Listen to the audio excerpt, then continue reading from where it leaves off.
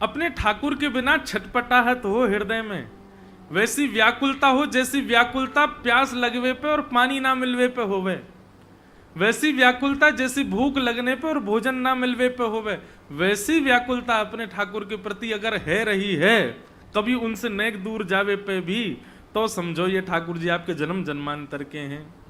और ठाकुर जी से दूर जावे में नेको व्याकुलता नहीं है रही है, नेको बेचैनी नहीं है रही है, तो समझो अभी पहली बार आए हैं ठाकुर जी आपके पास, अभी अनेक जन्म लगेंगे आपको व्याकुल हैवे में। आज मुझसे कोई पूछ रहे हो, बोले महाराज जी आप कहमे कथा में कि यदि कृष्ण विरह में नेत्र सजल नहीं हुए तो समझो अभी ठाकुर जी ने आपको स्वीकार नहीं किया, तो इसका मतलब क्या, जिनके नेत्र सजल नहीं होते उनको ठाकुर जी स्वीकार नहीं कर रहे हैं? उसके प्रति एक ही उत्तर है, जरूरी नहीं है ना कृष्ण को प्राप्त करने वाले जो आप हैं वो एक ही जन्म के प्रेमी हों, अनंत जन्मों के प्रेमी होंगे, इसीलिए आप भावुक हो जाते हैं। जरा सी कोई बात कह दे तो आप सजल हो जाते हैं, जरा सी कोई जैसे हमारी, अब मैं बार बार नाम बोलूं तो उनको भी कष्ट होवे, लेकिन हमारी दीदी कोई सहज बात कर दे उनको वो ऐसे भाव में आ जाए, तो या को मतलब ये प्रमाण है कि ये एक जन्म की प्रेमी नहीं है ठाकुर जी की, अनंत जन्मों से प्रेम है।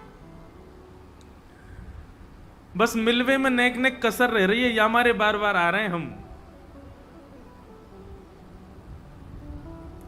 और यदि कोई भाव में नहीं आ पा रहा है, प्रयास करता है लेकिन उसको इतना विरह नहीं होता, भाव नहीं होता, तो वो अपने आप को संतोष करे कि भाई अभी शुरुआत है, अभी ये समझो कि पहलो ही जन्म है, आपको पहलो ही इंटेलेक्शन है ठाकुर जी थे, नेक प्रतीक्षा करो, धीरे धीरे भाव जागृत होंगे।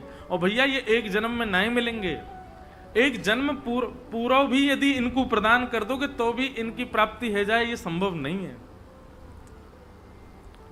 हर भक्त के चरित्र को उठा करके आप देखो, सबके पूर्व जन्म की कथा आपको मिल जाएगी। या को मतलब कहा है, भक्ति के लिए 100 वर्ष को पूरा आप 24 घंटा भी यदि लगा दो तो भी परिपूर्ण नहीं है। यहां आदमी 4 घंटा भजन कर ले तो अभिमान ना फूले ना समावे, मैंने इतना नाम जप किया, मैं 4 घंटा रोज ठाकुर जी को ध्यान करूं। अरे 4 घंटा में मिल रहे हैं ठाकुर जी, एक जन्म में मिलने वाली वस्तु है ठाकुर जी। और यदि किसी भी भाव से ठाकुर जी अपने लग रहे हैं, प्रिय लग रहे हैं, तो निश्चित है कि आपके एक जन्म को भाव नहीं है, ये जन्म जन्मांतरन को भाव है। कब से आप लग रहे हैं, बस अब यूं समझ जाइए, गिरिराज जी की शरण में आ गए, ठाकुर जी की शरणागति है गई, कथा सुनवे में रुचि है गई, ठाकुर जी के प्रिय वैष्णवन में रुचि है गई, तो बस अब ये समझ जाओ कि ये अवसर मिल गया है ठाकुर जी से, या अवसर को अब गवैयो मत, या को पूर्ण पालन करो। तो ऐसे हमारे श्री रसिक बिहारी ठाकुर जी, बड़े प्यारे ठाकुर जी, आपको बारंबार प्रणाम है। श्री गिरिराज जी की शरण में हम आप सब लोग बैठे हैं। हरिदास वर्य, हरिदासों में अति वर्य हैं, अति श्रेष्ठ हैं श्री गिरिराज जी। गिरिराज जी ठाकुर जी के भी स्वरूप हैं और ठाकुर जी के दास के भी स्वरूप हैं। या के भाव 2 रूप में परिलक्षित किए गए हैं कि श्री गिरिराज जी को ठाकुर मान के भी भजनों हैं, और फिर ठाकुर की सेवा करनी कैसे है या भाव से भी भजनों, मतलब गुरु भाव भी रखनो है और ठाकुर भाव भी रखनो श्री गिरिराज जी के प्रति।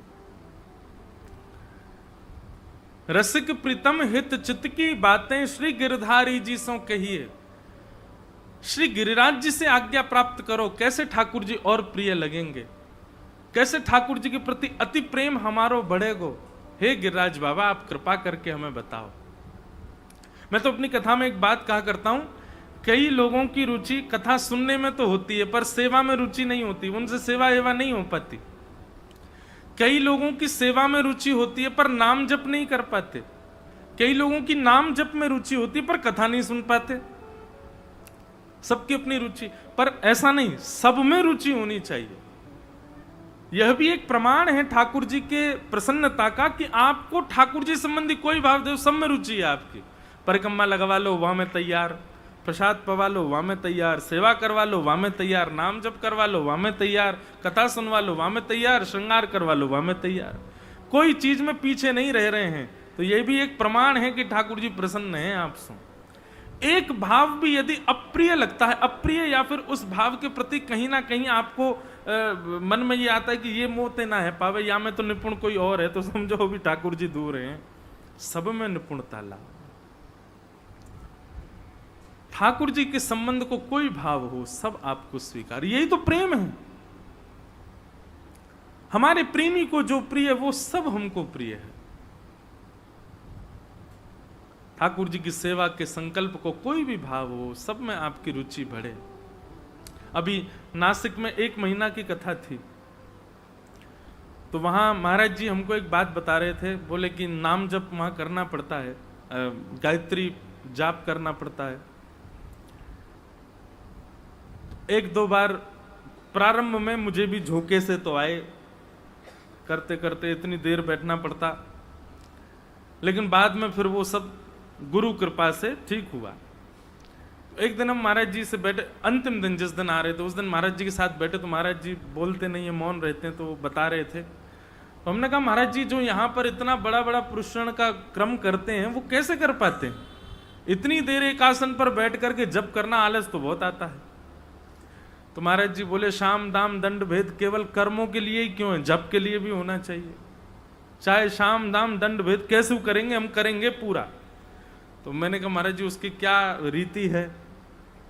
तो बड़ा सुंदर उन्होंने बताया। बोले हम दीवार में कील ठुकवा देते हैं और कील में रस्सी बांध के उस व्यक्ति की चोटी से बांध देते हैं, और चोटी से बांध करके बोलते अब नाम जप कर। जब झोंका आएगा चोटी खिंचेगी तो उठेगा, नाम जप करेगा। शाम दाम दंड भेद केवल कर्मों के लिए ही क्यों है, ठाकुर जी के लिए क्यों नहीं है? गिरिराज जी की परिक्रमा में थकान कहा भाई कि भगे आए। कल हम भी भगे आए थे वैसे तो हम गए थे साइकिल वाली परिक्रमा में। अब करते करते महाराज पूरे दिन के थके भाई, पूरी तो नहीं पर नेक रह गई, छोटी वाली नेक रह गई। हमने कि अब आधी कल करेंगे। पर यह बात मैं अपने लिए भी कह रहा हूं, मुझे भी स्वीकार करनी है। शाम दाम दंड भेद जब संसार की किसी वस्तु की प्राप्ति के लिए व्यक्ति कर लेता है, धूप ताप का भी विचार नहीं करता है, परिश्रम का भी विचार नहीं करता, कहीं से लाख रुपया भी बच रहा हो, व्यक्ति छोड़ नहीं सकता उसको।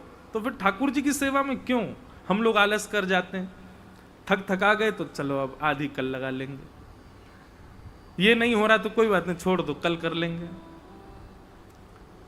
जिस प्रकार निष्ठा संसार के प्रति है वैसी ही निष्ठा भजन के प्रति होनी चाहिए, चाहे कछु है जाए मैं या भावकु। और इस बात का पूर्ण प्रमाण हमारे श्री विठल विपुल बिहारिन देव जी, जहाँ परंपरा के स्थान पर हम लोग बैठे हैं, स्वामी श्री हरदास जी के प्रथम शिष्य श्री विठल विपुल बिहारिन देव जी, जिनका पद है हमारे माई श्यामा जी को राज।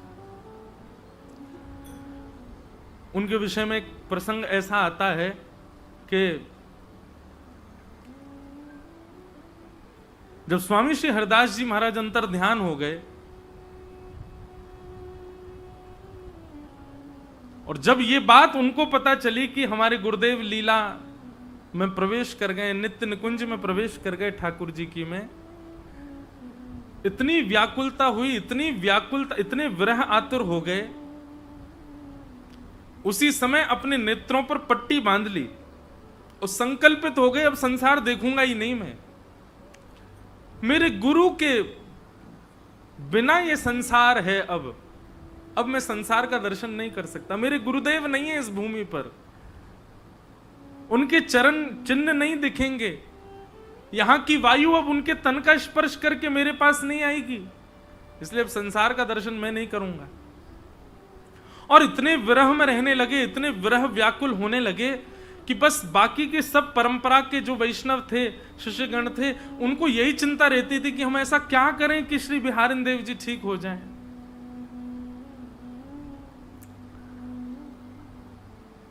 सब ने खूब प्रयास किए, लेकिन अपने गुरुदेव की स्मृति में ऐसे व्याकुल रहने लगे। तब किसी ने सुझाव दिया, बोले कि रास लीला करो और रास का मंचन होगा, स्वरूप सरकार जब श्री जी और श्याम सुंदर के रूप में पधारेंगे तो ठाकुर और ठाकुरानी को देख करके शायद महाराज जी ने थोड़े शांत हो जाएं, इनको विरह ने कम हो जाएगा। और सुंदर रास बिहार का क्रम रखा गया। श्यामा श्याम दोनों प्रकट है गए, दो बालक स्वरूप सरकार बन के सामने आ गए। लीला होने लगी, सबने जाकर के प्रार्थना करी, लीला है रही है, ठाकुर जी देखो लीला कर रहे हैं, आप दर्शन करो ठाकुर जी को। बोले कहां चल रही है लीला? बोले सामने चल रही है। तो मुंह फेर करके बैठ गए और आंख तो बंद करी रखी अपनी। सबने जाके कही, बोले ठाकुर जी लीला कर रहे हैं, आप दर्शन नहीं करोगे? बोले कौन कौन है मंच पे पहले बताओ। बोले ललिता जी हैं, विशाखा जी हैं, आदि आदि सखियां हैं, और मध्य में श्याम सुंदर हैं, और श्री जी के गले में गलवैया डाले ठाकुर जी खड़े हैं, दर्शन करो। श्री विठल विपुल बिहारिन देव जी बोले, और हमारे गुरुदेव स्वामी श्री हरदास जी सब मौन हो गए। तभी उन्होंने उद्घोषणा करी, अरे श्याम सुंदर स्वरूप सरकार से बोले, आप जानो नाव का, आपके और श्री जी के उपासक पूरा विश्व होगो, आपके और श्री जी के महलन में दर्शन पूरा विश्व करते होगो, आपको और श्री जी को सिंहासन पे दर्शन पूरा विश्व करते होगो, पर हम तो वा स्वरूप के उपासक हैं कि स्वामी श्री हरदास जी बैठे और उनकी गोद में श्यामा श्याम बैठे। जब तक या रूप में मेरे सामने नहीं आओगे मैं आपको नहीं देखूंगा। अगर आप चाहते हो कि मैं आपका दर्शन करूं तो पहले स्वामी जी की गोद में विराजमान होकर मुझको दर्शन दो, तब मैं दर्शन करूंगा। ऐसा कहते ही स्वामी श्री हरदास जी महाराज को पुनः प्रकट होना पड़ा, और जैसे ही स्वामी जी प्रकट हुए, विराजमान हुए, उनकी गोद में श्यामा श्याम विराजे, तब श्री विठल विपुल बिहारिन देव जी ने उनके दर्शन किए। बिना गुरुदेव के ठाकुर जी यदि खड़े हैं तो हम दर्शन नहीं करेंगे। ऐसी निष्ठा, ऐसी प्रबलता, ऐसी आतुरता, और आज की भाषा में कहें तो ऐसी जिद ठाकुर जी से हमारी नहीं है। ठीक है, ठाकुर जी जैसे चाहें वैसे रखें, हम सब में राजी हैं, पर हमारी कोई तो जिद हो ठाकुर जी से।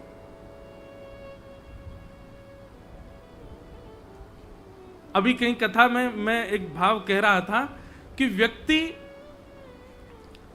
व्रत कर लेता है, बच्चे को कुछ चीज चाहिए तो वो पिता से मांगता है, पिताजी मुझे ये वस्तु दिलाओ। पिताजी कहते हैं नहीं दिलाऊंगा। तो बालक कहता आप नहीं दिलाओगे तो मैं रात्रि का भोजन छोड़ दूंगा, मैं भोजन नहीं करूंगा। पत्नी अपने पति से कोई बात कहती है कि ये दिलाओ, अगर आपने नहीं किया तो फिर मैं अपने मायके चली जाऊंगी, कुछ भी कहे। मतलब व्यक्ति संसार की वस्तु के लिए व्रत कर लेता है, नियम कर लेता है, हट कर लेता है, जिद कर लेता है। हमने आज तक कितनी बार ठाकुर जी से कहा है कि ठाकुर जी यदि आपके साक्षात दर्शन नहीं हुए तो हम ऐसा कर लेंगे? कभी कहा ठाकुर जी से? कभी नहीं। हम संसार के कार्यों के लिए सब नियम धारण कर सकते हैं, पर भगवत दर्शन के लिए हमसे ये नियम धारण नहीं हो पाता। और आज की डेट में तो भैया अन्न छोड़ना, जलपान ना करना, रात्रि में निद्रा ना लेना, आदि आदि, ये सब तो फिर भी व्यक्ति कर सकता है। कोई ऐसा व्रत धारण करे, ठाकुर जी से कह दे वो, ठाकुर जी मैं आज व्रत धारण करता हूं, जब तक नहीं मिलोगे मैं ऐसे नहीं रहूंगा। अब मैं कोई व्रत अगर बोल दूंगा ना मंच से तो कई लोग कर लेंगे, इसलिए मैं कोई अपनी तरफ से कोई प्रस्तावित व्रत नहीं दूंगा। आप अपने आप विचार करो। और व्रत ऐसा होना चाहिए जिसमें आपको श्रम हो। ऐसा नहीं कि ठाकुर जी जब तक नहीं मिलोगे मैं चाय नहीं पीऊंगा। ठाकुर जी में कौन सी बड़ी बात है? ठाकुर जी जब तक आप नहीं मिलोगे मैं दूध नहीं पीऊंगा, आप नहीं मिलोगे मैं चप्पल नहीं पहनूंगा। ये सारे नियम व्रत ठाकुर जी के प्राप्ति के लिए कोई कठिन नहीं है। ऐसा कोई नियम जिससे ठाकुर जी भी होंगे अरे ये विचारो मैं नहीं मिलूंगा तो ऐसे रहेगो। ठाकुर जी को भी चिंता हो कि या से मिलो, या के दर्शन करो, या को दर्शन दो। तो शाम दाम दंड भेद केवल और केवल संसारी कार्यों के लिए क्यों है? भक्ति में भी हो ना। थक गए, हार गए, काम नहीं कर रहे, सांस नहीं आ रही, पसीना पसीना है गए, अब परिक्रमा अभी बहुत रह गई, अरे पूरी करेंगे चाहे कछु है जाए। ठाकुर जी मिलेंगे, आपके लिए सब कछु करना। तो ऐसे श्री गिरिराज जी की शरण में हम बैठे हैं। कल भी भूमिका ही रही पूरी कथा में। अब आज प्रथम स्कंद से हम लोग कथा का प्रारंभ करते हैं, फिर बीच बीच में कुछ ब्रज के भाव श्रवण करते रहेंगे। बोलो वृंदावन बिहारी लाल की। जन्माद्यस्य यतोऽन्वयादितरतः चार्थे स्वविज्ञस्वराट् तेने ब्रह्म हृदय आदि कवये मुह्यन्ति यत्सूरयः तेजो वारिमृदां यथा विनिमयो यत्र त्रिसर्गो मृषा धाम्ना स्वेन सदा निरस्तकुहकं सत्यं परम धीमहि। श्रीमद् भागवत जी का प्रथम श्लोक है। जन्माद्यस्य यतोऽन्वयादितरतश्चार्थे स्वविज्ञस्वराट्।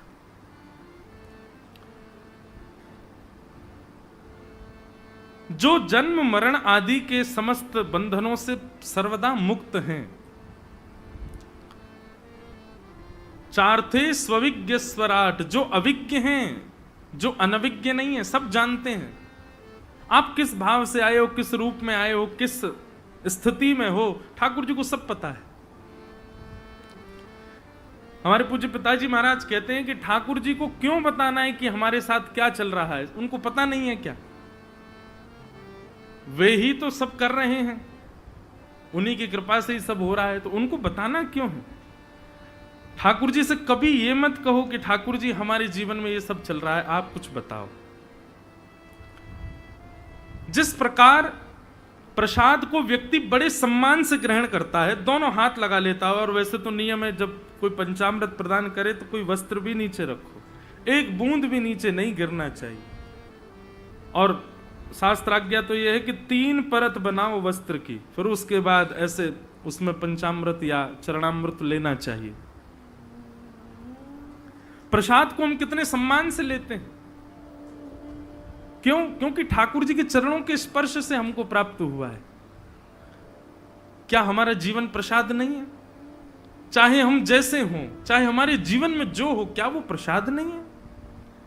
उसको प्रसाद के भांति स्वीकार करो। सबके जीवन को ठाकुर जी ने किसी ना किसी रूप में कैसे ना कैसे करके निर्माण किया है। हम नहीं जानते कि हमारे कौन से कर्मों का फल है या हमारे किस अपराध का हम दंड भोग रहे हैं। ठाकुर जी को सोचने दो ना, उनको विचार करने दो, हम क्यों चिंतित होते हैं? पर वही बात आ जाती है, शास्त्र आज्ञा करते हैं परोपदेश वेलायाम सर्वे शिष्टा भवन्ति ही। दूसरों को उपदेश देने में सब श्रेष्ठ हो जाते हैं। कई लोग मुझे भी सोचते होंगे, बोले आप बस बोल देते हैं, लेकिन महाराज जी जब जीवन में आता है तो सबको कष्ट होता है। बात सत्य है, कष्ट होना एक अलग बात है। मैं तो विरोधी इस बात का हूं कि जीवन में आने वाली परिस्थिति पर ठाकुर जी को मत कोसो। ठाकुर जी से मत आप कहो कि ऐसा क्यों, नहीं। वो सब सोच विचार। एक बार एक व्यक्ति पेड़ के नीचे लेटा था, तो बेर को देखते देखते सोच रहा था, भगवान बिना देखो बुद्धि नहीं लगाई, बेर तो बनाया मीठा, छोटा सा बना दिया, इसको बड़ा बनाते कितना अच्छा लगता। 5-6 लोग मिलकर के काट करके पाते, सबका पेट भर जाता। और छोटे छोटे बेर हैं, एक खाओ, उसका रस पूरा एक में आता ही नहीं, पर दूसरा खाना पड़ता है, तीसरा का। अरे एक बेर को ही बड़ा सा बना देते भगवान ने भी विचार नहीं किया बिल्कुल। और ऐसा सोचते सोचते सो गया। थोड़ी देर बाद वो बेर उसकी नाक पे गिरा। जो उठ करके बेर देख के बोला, नहीं अच्छा किया, छोटा ही बनाया आपने, बड़ा बनाया होता तो मेरी नाक टूट गई होती। ठाकुर जी की सृष्टि पर संशय नहीं, ठाकुर जी के द्वारा प्रदत्त भावों पर कभी संशय नहीं। जैसे ठाकुर जी ने सब प्रदान किया है, उसी में राजी रहो, उसी में प्रसन्न रहो। प्रश्न तो ये भी उठ सकता है ना, ब्रजवासियों के बीच में ठाकुर जी रहे, परब्रह्म परमात्मा होते भये भी क्यों गए मथुरा, क्यों गए द्वारिका, क्यों विरह दिया ठाकुर जी ने ब्रजवासियों? वो तो इतने प्रिय हैं। ठाकुर जी की किसी भी क्रिया पर आप संशय और आक्षेप या प्रश्न चिन्ह नहीं लगा सकते। वो सब जानते हैं। इसीलिए भागवत के प्रथम श्लोक में ही लिखा है, चार थे स्वविज्ञ स्वराट। वो अविज्ञ हैं, अनविज्ञ नहीं है, सब जानते हैं। और तेने ब्रह्म हृदय आदि कवै मुह्यन्ति यत्सूरयः। आदि कवि ब्रह्मा को भी जिन्होंने ज्ञान उपदेश किया और बड़े बड़े देवताओं को भी अपनी लीला से जिन्होंने मोहित करके रखा है। ठाकुर जी की लीला पर हम मानव लोग ही प्रसन्न होते हैं ऐसा नहीं, देवता भी मोहित हो जाते हैं, देवता भी आकर्षित हो जाते हैं। जब नंद नंदन श्री कृष्ण अपना श्रृंगार करके नंद भवन से बाहर आते हैं ना महाराज, उस समय आकाश में भूचाल जैसा आ जाता है, देवताओं में अफरा तफरी मच जाती है। एक तो होड़ लगती है, एक दूसरे के पीछे चढ़े देखवे के काजे। और यदि कोई नैन भर के देख ले ठाकुर जी को, वही मूर्छित हो जाता है। श्री कुंभन दास जी का एक पद है बहुत सुंदर, नयन भर देखूं नंद कुमार, नयन भर देखूं नंद कुमार। सब लोग गाओ मेरे साथ। अष्ट सखाओं के भाव प्रकट होंगे कथा में, उनके पदावली गाई जाए, सरल हैं, सहज हैं। आप सब हमारे संग गाओ। हे नयन भर देखूं नंद कुमार, नयन भर देखूं नंद कुमार, नयन भर देखूं नंद कुमार, नयन भर देखूं नंद कुमार। हे नयन भर देखूं नंद कुमार, नयन भर देखूं नंद कुमार। ता दिन ते सब भूल गए हूँ, ता दिन ते सब। ये एक प्रकार से श्री कुम्मन दास जी ये बता रहे हैं कि जिस दिन ठाकुर जी दिखे ना, वाक्य बाद कहा होएगो। ठाकुर जी जातना नैन भर के आपने देख ली, वाक्य बाद की स्थिति आपकी कहा होएगी। ता दिन ते सब भूल गई हूँ, ता दिन ते सब भूल गई। भैया श्री कुम्मन दास जी ना यहीं तलेटी में बैठ के गायो करते, नेक दूरी पे। और श्री कुम्मन दास जी के खेत यहीं हैं पीछे ही। और इन खेतन की महिमा बताऊं, यहां श्री कुम्मन दास जी बीज ले करके चलते और पीछे हल लेकर के कुम्मन दास जी चलते और अपनी पीताम्बरी में बीज लेकर के ऐसे ठाकुर जी चलो करते। और कुम्मन दास जी हल चलाते, ठाकुर जी बीज डालते इन्हीं खेतन में, यही गिरिराज जी की तलेटी में। ऐसे श्री कुम्मन दास जी साक्षात साधारण नहीं है। ठाकुर जी भाव से उनको बोलते, ए कुम्भना कुम्भना कुम्भना कह करके पुकारते। वही श्री कुम्भन दास जी कह रहे हैं, जब ठाकुर जी दिख जाएंगे तो क्या होगा। ता दिन ते सब भूल गई हूँ, ता दिन ते सब बिसरो पति परिवार, बिसरो पति परिवार, नयन भर देखूं नंद कुमार, नयन भर देखूं नंद कुमार। हाँ नयन भर देखूं नंद कुमार, नयन भर देखूं नंद कुमार। दूसरी स्थिति, बिन देखे हो विवश भये हूँ, बिन देखे हो विवश भये हूँ, बिन देखे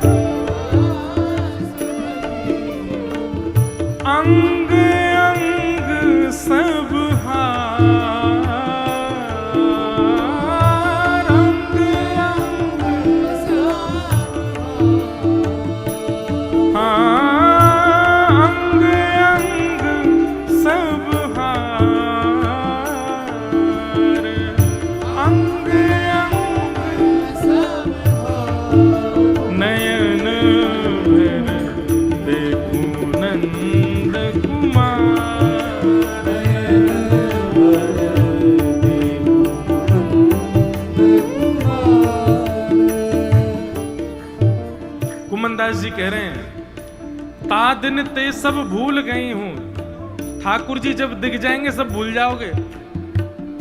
कौन हो, कहां से हो? को हम कस्तम कुतायात, को में जननी को में तात। मेरे माता पिता कौन है, मैं कौन हूं? अच्छा, इसका मतलब ये नहीं है कि आपको याददाश्त चली जाएगी।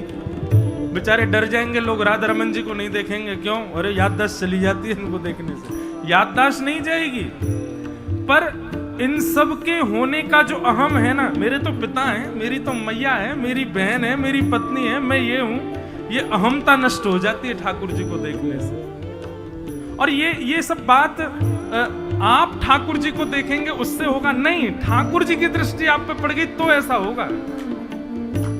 ता दिन ते सब भूल गई हूं, बिसरो पति परिवार। और फिर दूसरी स्थिति श्री कुम्मनदास जी कह रहे हैं, बिन देखे हूं विकल भई हूं। ठाकुर जी नहीं दिखेंगे तो ऐसे विकल हो जाओगे जैसे फड़फड़ाती मछली। दर्शन को नैना तपे, वचन सुनन को कान, मिलवे को हियरा तपे, हिय के जीवन प्राण। गोवर्धन वासी सांवरे, तुम बिन रहो ना जाए। ऐसी स्थिति हो जाएगी। कुम्मनदास जी के चरित्र में इतना सुंदर भाव आता है। श्री कुम्मनदास जी बैठ करके ठाकुर जी के सामने कीर्तन गा रहे थे, तभी किसी व्यक्ति ने आकर के पीछे से कुम्मनदास जी के कान में कुछ कह दिया, और वो सुनते ही कुम्मनदास जी गाते गाते मूर्छित हो गए। सब लोग खड़े हो गए, पूछने लगे क्या हुआ क्या हुआ, कहा भैया ये कैसे कुम्मना, कैसे गिर गए हो? उस व्यक्ति ने बताया, बोले कुम्मनदास जी का एक पुत्र खत्म हो गया, मैंने आके बता दी इनको तो ये मूर्छित ही हो गए। ओहो, पुत्र की मृत्यु की बात सुन के कुम्मनदास जी मूर्छित हो गए। तभी गुसाई विठलनाथ जी भीतर से आए, बोले नहीं नहीं नहीं, ये पुत्र की मृत्यु से बेहोश नहीं हुआ है। गुसाई जी ने जाकर के कान में कही, है कुम्भना, मोए पता तू या हमारे बेहोश है गो कि भैया अब सूतक लग गए, अब मंदिर कैसे आऊंगा, अब ठाकुर जी को कैसे देखूंगा। लेकिन तू चिंता मत कर, मैं ऊपर वाली खिड़की खोल दूंगा, तू बाहरते ही वह खिड़की में ते ठाकुर जी को देख जाए और करियो। और जैसे ये बात सुनी कि गुसाई जी कह रहे हैं खिड़की में से देख जाए करियो, सोई कुम्मनदास जी उठ करके बैठ गए और प्रणाम करे, बोले जय हो भगवान, बड़ी कृपा आपकी जो आपने ये अनुग्रह प्रदान किया। मैं तो ये सोच रहा हूँ 13 दिन तक अब कैसे जीऊंगा। मतलब उनको इस बात की चिंता नहीं, पुत्र मर गया है, वो इस बात से परेशान है कि मैं ठाकुर जी को देखूंगा कैसे।